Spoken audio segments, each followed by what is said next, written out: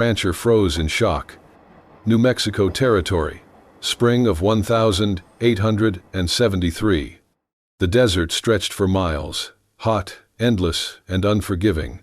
A freight train carved its path across the sun-cracked land, its iron wheels rattling like bones on the edge of the world. Inside the last passenger car, the air was dry, still, heavy with dust and resignation. Most of the men inside sat slumped in silence, hats low, boots dirty, eyes dull with the wear of living too long in a land that offered too little. At the very end of the car sat a man alone, broad-shouldered, towering, quiet. Silas Boone. He wore a long tan duster coat, faded at the edges, but strong. It draped over his frame like a cloak built to weather dust storms and bullets alike. His hat shaded a square, sun-worn face. His eyes, cold and unmoving, stared out the window at nothing in particular. He looked like a man who had stopped expecting things a long time ago. He had not spoken since boarding, nor had anyone tried to speak to him. Then the door at the far end opened with a metallic groan. A girl stepped in. Young, barely 18, with wind-tossed hair and dirt streaking her cheeks. Her dress hung loose and ripped, too thin for the desert wind. Her boots were too big, obviously not hers, laces dragging across the splintered floor. She was breathing fast, glancing back over her shoulder every few steps. Her eyes searched the car, wild and desperate, landing on the quiet man in the back. She moved toward him, clutching a canvas satchel to her chest like a lifeline. When she reached his bench, she stopped. "Sir," she said, barely audible. Her voice cracked with the dryness of fear. "May I slip under your coat?" Silas didn't look at her, not at first. Then slowly, he turned his head. His eyes met hers. They were wide and red-rimmed, but not dull, not empty. There was still a flicker of fight in them, buried beneath the dust and dread. "Please," she whispered again, "do not let them take me." Silas blinked once, his jaw tightened. Then, in one quiet motion, he shifted his broad frame and lifted the edge of his coat. She slid in beside him, shaking. Her body curled in under the heavy fabric. Her shoulder brushed his ribs. He said nothing. Her breathing slowed just enough to match the rhythm of the train. Her eyes closed. Her satchel rested in her lap. Her hands trembled. Silas kept staring forward, his expression unchanged. The train swayed gently on the rails. Outside, the sun dipped lower behind the buttes, casting golden light through the dusty glass. Then, the faint sound of boots, several pairs, heavy, purposeful, growing louder, drawing near. Somewhere down the corridor of the train car, a door slammed open, and footsteps echoed closer. The footsteps drew closer, boots clapped against wood, hard, heavy, hurried. Ellie's breath caught in her throat. She pressed tighter into Silas's side, buried beneath his coat like a fox hiding from hounds. Her whisper came out broken. "Please, don't let them take me. I'm begging you." Silas didn't answer, but he shifted. Just slightly, enough to lean in, his wide coat folding in closer around her. He didn't look at her. He didn't ask a single question. But the motion said what no words could. "You're under my shadow now." The door creaked. The boots entered. 3 men, one tall and sunburned, another thick-shouldered with gambler's rings on every finger. The third had a scar like a knife mark splitting his chin. They moved slowly, scanning faces, eyes hard, hungry. One sniffed the air like a bloodhound. Ellie's fingernails dug into her satchel. Her body trembled, her mouth pressed shut to keep from whimpering. One man turned, looked directly toward the back row. Straight at Silas. His gaze lingered. Silas stared back, unmoving, his expression carved in stone. No flicker, no fear. The man blinked, uncertain, then turned away. They moved on. The tension in Ellie's chest loosened, just slightly, until the train jolted. A gust of desert wind hit the windows, and with it came a voice from outside, muffled but sharp. "She's on this train, keep looking." One of the men doubled back, His hand reached toward the back bench. Silas moved first. Without warning he stood, his frame towering, coat flaring like a storm cloud, and gripped Ellie's wrist. "Hold tight," he said. He yanked her up and bolted toward the back of the car. The last door, the emergency hatch. "What the— Hey!" one of the men shouted. Silas kicked the latch. The door burst open, wind howling through the narrow gap. Ellie gasped. Her boots skidded on the threshold. "Jump," he said. Before she could scream, he jumped first, pulling her with him. They hit the earth hard, tumbling into sand and dry brush. The world spun. Ellie felt the skin tear on her elbow. Stones bit into her knee. Silas rolled to his feet and pulled her up without a word. The train thundered away behind them, wheels screaming into the horizon. Then came the shouts. They jumped. Over the ridge. Silas took Ellie's hand and ran. They moved through brittle weeds and sharp stone, uphill toward a dry ravine. The sun had dipped lower, casting long streaks of firelight across the land. Ellie tripped. Silas didn't stop. He just reached back, yanked her upright, and kept going. They reached the edge of a low canyon, and Silas yanked her behind a ridge of jagged red rock. He crouched, pulled a knife from his boot, and slashed a length of rope from his belt. Then he grabbed a fistful of dry grass, twisting it with sharp, practiced fingers. "What are you doing?" Ellie gasped, crouching beside him. He didn't look up. "Making smoke." He tied the rope to a scrub branch, lit the grass with his flint, and shoved it beneath a pile of dry brush. Smoke rose fast, white and thick, curling around the rocks like desert mist. "Back this way." He pulled her low through the brush, weaving around boulders until they dropped into a narrow, dry creek bed. Behind them, voices cursed, coughed, confused. "The hell's that smoke?" "Which way'd they go?" Ellie followed blindly, lungs burning. Her legs screamed for rest, but she didn't dare stop. Finally, after what felt like hours, the shouting faded. Silas slowed. The world was quiet again, just wind, dusk, and the soft sound of her ragged breath. She collapsed to her knees. "I can't." "You can." He looked down at her, not unkindly. Then he offered a hand. She took it. They walked again, slower now, over one more ridge, through one last stretch of stubborn sage. And then, light. A single lantern flickered from the porch of a crooked house nestled in a shallow valley. The fences were bent, but standing. The barn had holes, but the roof held. Chickens wandered in the yard.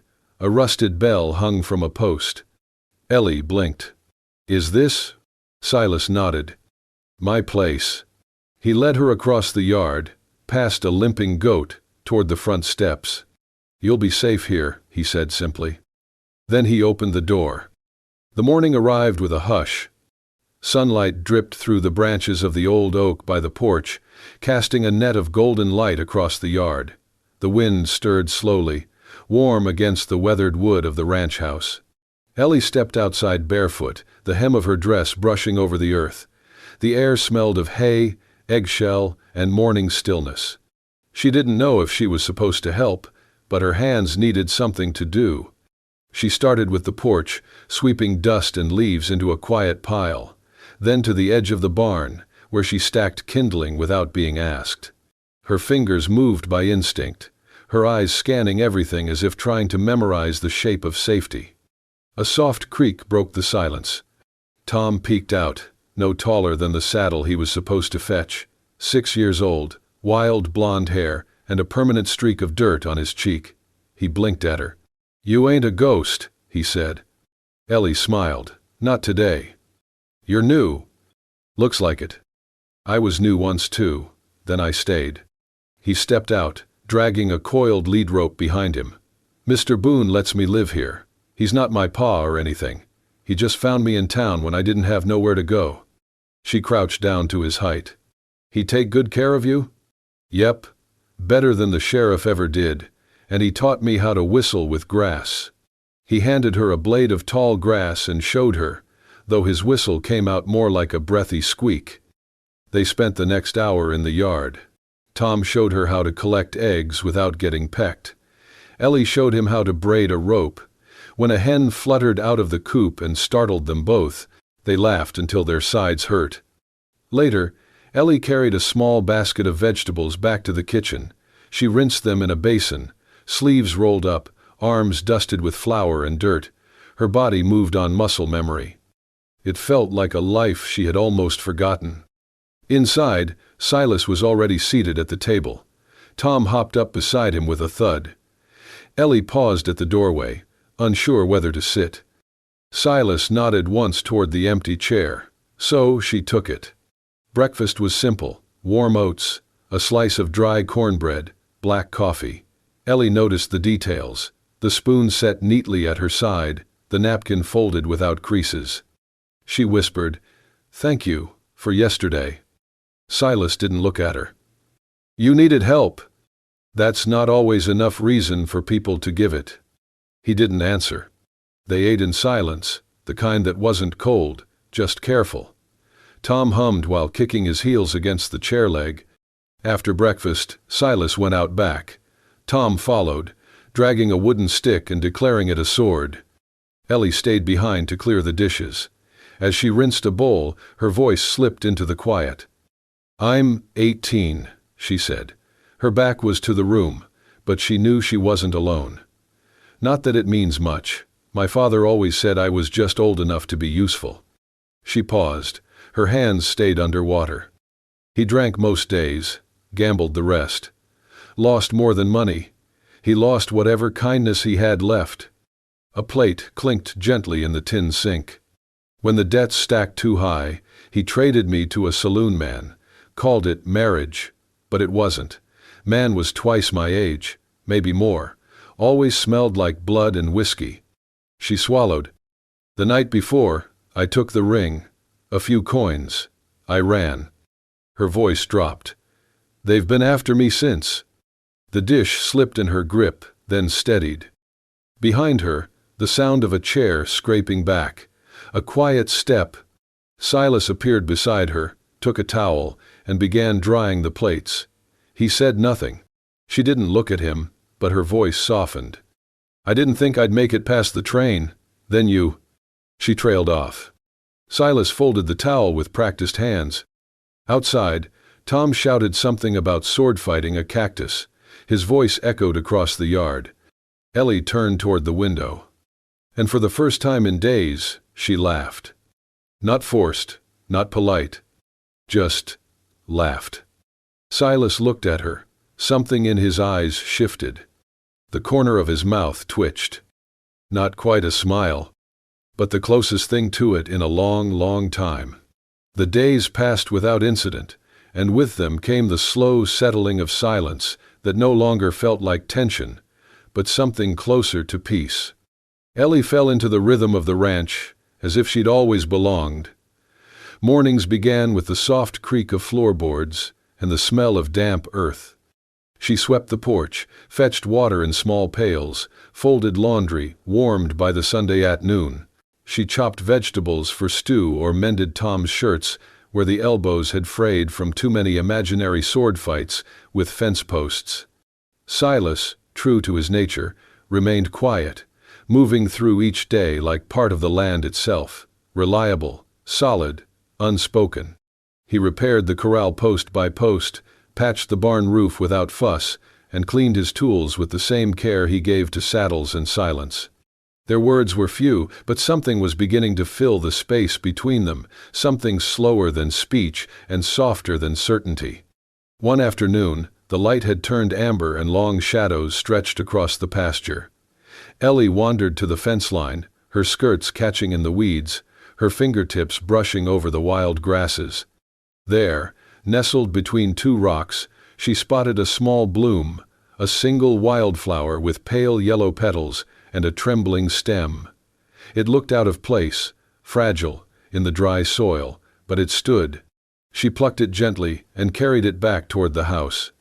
Without a word, she placed it on the wooden step outside the front door. Nothing grand, nothing wrapped, just the bloom resting against sun-bleached grain. That evening, Silas found it.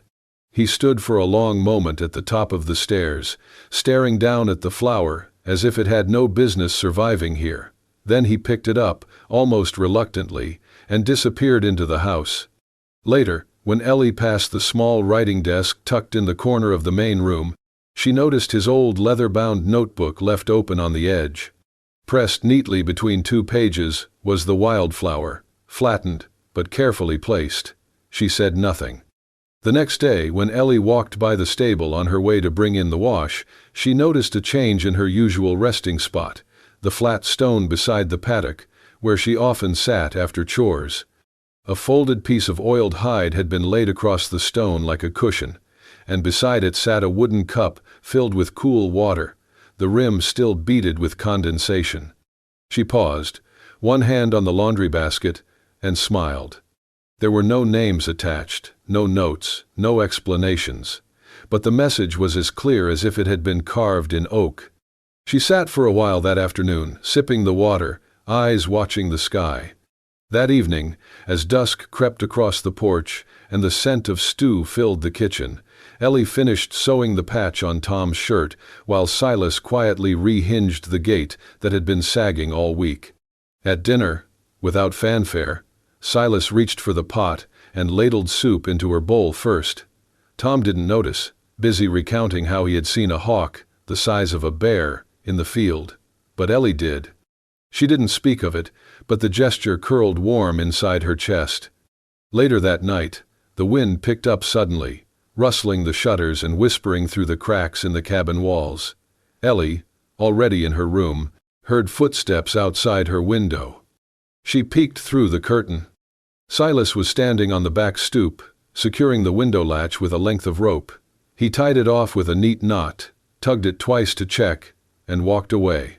He never knocked, never said a word. Ellie returned to her bed, pulled the thin blanket tighter, and let the wind slide past her without worry. Lying in the dark, her thoughts drifted. He doesn't speak much, she thought, but everything he does feels like a sentence he never got to say out loud. And maybe, just maybe, she was beginning to understand the language. The morning began like any other. Sunlight crept over the ridge, lighting the edge of the fence posts in gold. Ellie was hanging laundry behind the house, the sleeves of Tom's shirts dancing in the breeze. She hummed softly, a tune she could no longer name, while Tom chased a butterfly through the grass, laughing and stumbling over his own feet. Silas was by the well, repairing a broken pulley. His sleeves were rolled up, forearms streaked with dirt and sweat. Ellie glanced over her shoulder, about to call out. Then she froze. A plume of dust was rising beyond the hills, not the kind stirred by cattle or breeze. It was fast, low, deliberate. Smoke. And beneath it, figures on horseback. 3 of them. As they crested the hill, the world seemed to narrow. Ellie's blood turned cold. Her body moved before her mind caught up. "Silas!" she shouted, voice sharp. He stood and followed her gaze. The riders were closing in. It only took a heartbeat for him to understand. He dropped the rope, crossed the yard in wide strides, and grabbed Ellie by the wrist. "Get inside, take Tom." But Tom was already running toward them, confused. "Who's that? Are they friends?" "No," Ellie said, scooping him into her arms. "No, baby. Inside." They barely made it through the door before the first man reached the porch. The second wasn't far behind. The third dismounted near the barn and disappeared from view. The house shook as the door slammed shut. Silas pushed a cabinet in front of it and reached for the rifle leaning by the wall. "You remember what I taught you?" he said to Ellie, eyes locked. She nodded, swallowing hard. "Stay low, stay calm." The door burst open. Wood splintered. One of the men, burly, sweat-soaked, eyes red with rage, charged in. Silas didn't hesitate. He drove his shoulder into the man's gut, sending him crashing into the table.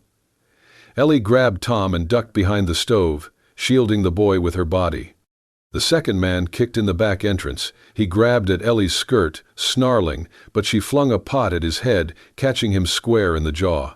Silas turned, landing a punch that sent the attacker staggering into the wall. The house rang with noise, grunts, wood cracking, glass shattering. Then, a scream. Not Ellie. Tom. The third man had crept in through the barn, circled around, and now stood in the kitchen doorway. His arm was wrapped around Tom's tiny chest, the blade of a hunting knife pressed against the boy's throat. Everything stopped. "Step back," the man growled. "Drop it, or I'll spill the brat like a pig." Silas froze. Ellie's breath caught.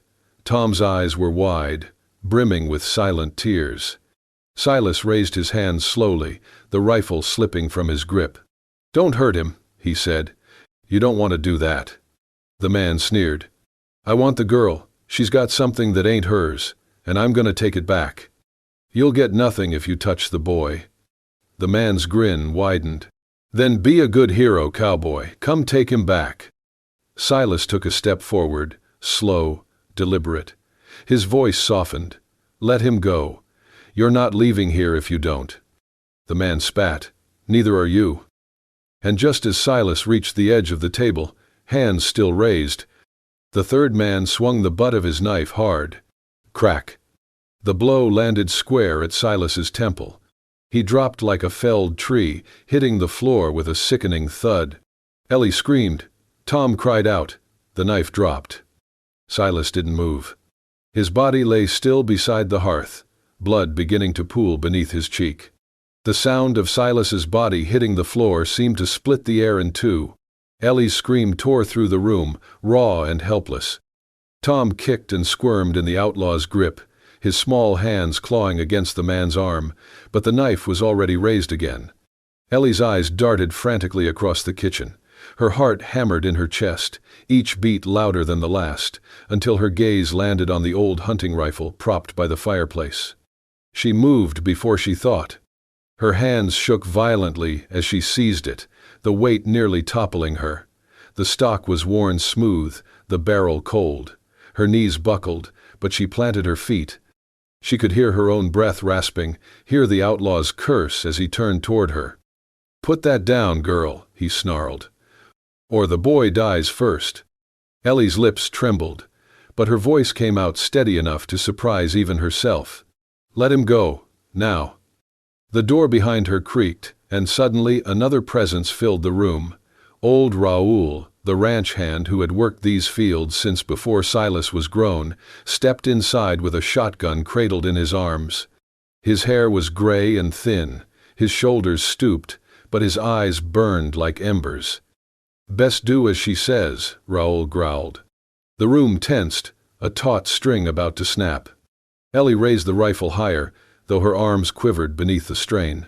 Her finger brushed the trigger. The outlaw holding Tom sneered. "You wouldn't dare." Ellie swallowed, the barrel swaying. "Try me." For a heartbeat, no one moved. Then Raoul lifted his shotgun to the ceiling and fired. The explosion shook the rafters, dust cascading from the beams. The thunder of it rattled the dishes, and the outlaws flinched instinctively, eyes darting. "Next one ain't for the roof," Raoul barked. Ellie drew in a ragged breath, braced the rifle against her shoulder, and pulled the trigger. The shot cracked, deafening.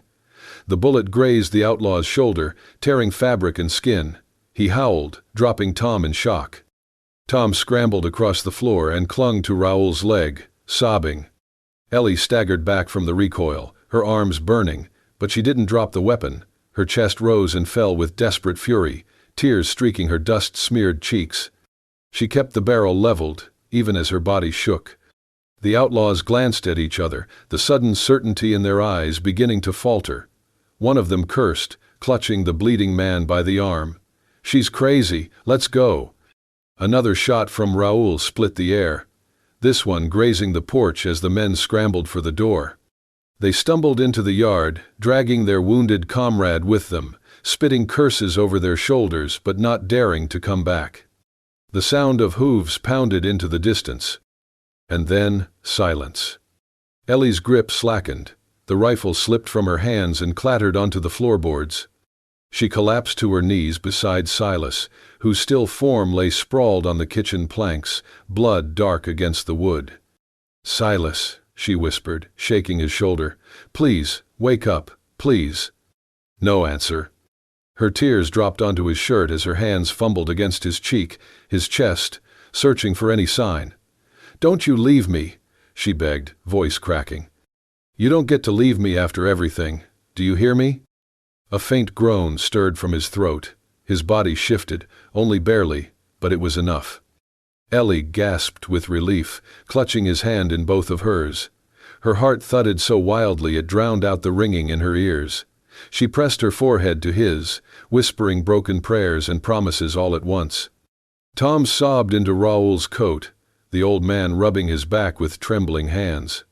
And Ellie, for the first time since she had run from the world, realized she wasn't running anymore. She was standing. Frightened, yes, her whole body shook with it, but still standing, because someone she loved had fallen, and she had lifted the gun. The ranch fell into a hush after the chaos.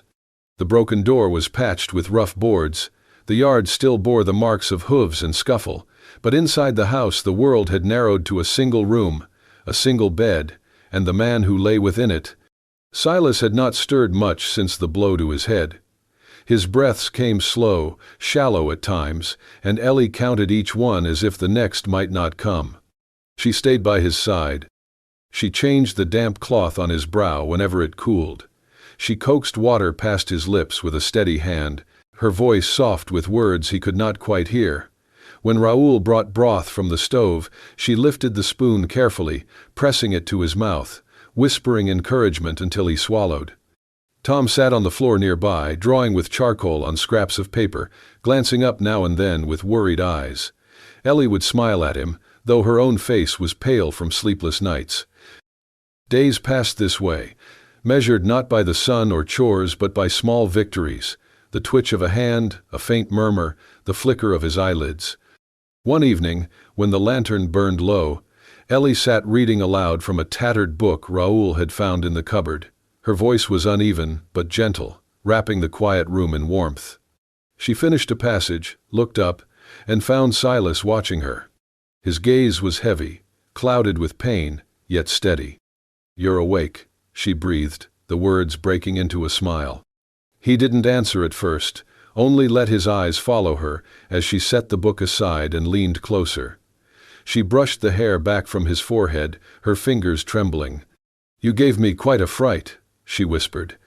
His lips moved, the sound faint, rough, like gravel. "Still here?"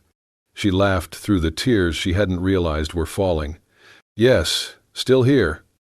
The next day, she fed him spoonfuls of warm porridge, slowly, patiently. Each time, she held the spoon steady until he managed to swallow. She dabbed the corners of his mouth with a cloth, her touch tender, almost reverent. They spoke little, but the silences were no longer empty. They were filled with the weight of things neither dared to name aloud.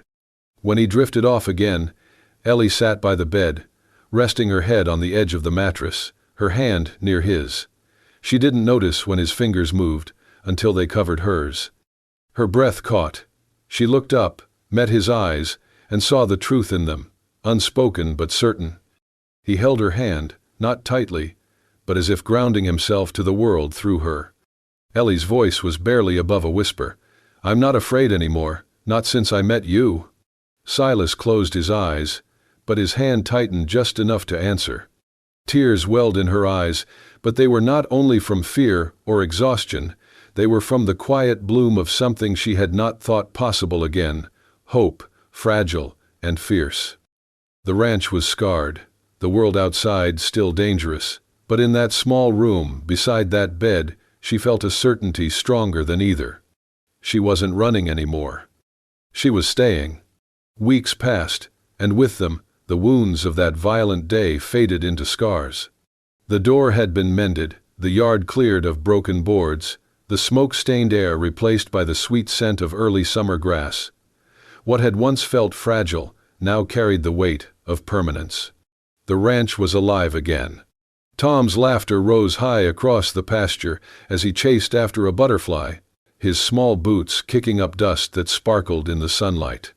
Raoul leaned against the porch rail, pipe in hand, watching with quiet pride. Near the fence line, Silas worked with a steady rhythm, hammering nails into the posts, shoulders strong though still marked by bruises that had not fully healed.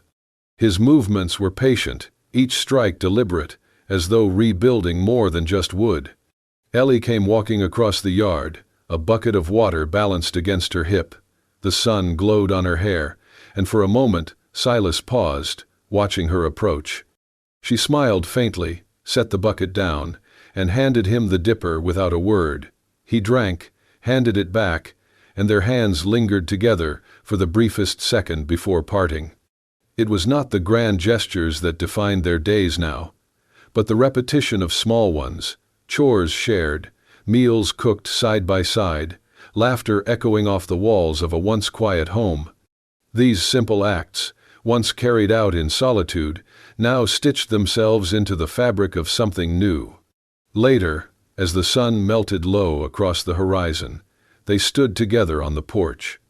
Tom was still running circles in the field, his voice carrying like a song.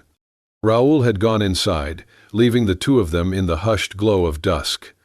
Ellie rested her hand lightly against Silas's arm. Her voice came soft, almost shy, yet certain. "At first," she whispered, "I only asked to hide beneath your coat." He turned toward her, the fading light brushing his face, eyes steady and searching. "But now," she continued, her gaze holding his, "I only want to stand beside you, through sun and rain, for the rest of my life." For a long moment, there was no sound but the wind, moving through the grass. Silas's hand rose, rough palm brushing over hers. He didn't speak, but his grip tightened, and in that silence the promise was made. Together, they stepped down into the yard, walking until they reached the edge of the pasture where the wildflowers grew in a sweep of gold and white. They stood side by side, looking out over the field as the evening light spread across it like a blessing. The world was still vast, still harsh beyond the fence, but here, among the blooms and the laughter of a child, their hearts were free. And as the sun sank into the horizon, painting the sky with fire and gold, it felt less like an ending, and more like the beginning of a promise kept. And that was the tale of a girl who once begged to hide beneath a stranger's coat, only to find a home beneath his heart. From fear to courage, from loneliness to love, Ellie and Silas showed us that even in the harshest land, hope can take root like a wildflower and grow into something unbreakable. If this story moved you, don't forget to hit that hype button and subscribe to Wild West Love Stories for more unforgettable journeys of love, loss, and redemption on the American frontier. Because out here, where the wind carries secrets and the land holds scars, every love story is a legend waiting to be told.